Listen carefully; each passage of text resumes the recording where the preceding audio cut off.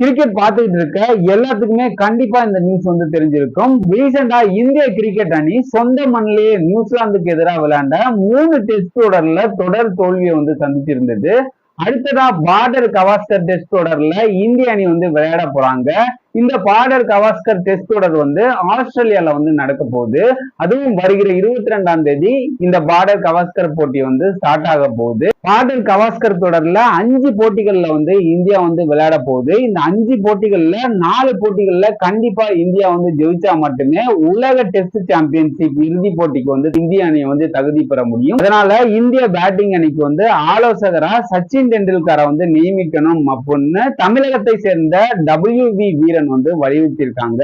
இது சம்பந்தமா அவரோட எக்ஸ்தல பக்கத்துல என்ன பதிவு போட்டிருக்காங்கன்னு பாத்தீங்கன்னா, இந்திய கிரிக்கெட் அணி ஆஸ்திரேலியாவில் நடக்க போற பார்டர் கவாஸ்கர் போட்டிக்காக இப்ப பயிற்சி பண்ணிட்டு வராங்க.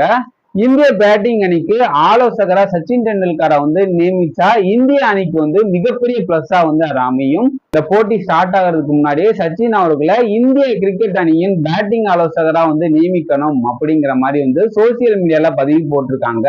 இந்த பதிவு வந்து இன்னைக்கு சோசியல் மீடியால வைரல் ஆயிட்டு வருது. ஸோ மீண்டும் ஒரு புது அப்டேட்டோட உங்களை சந்திக்கிறேன்னு. ஓகே பாய், உங்கள் CG.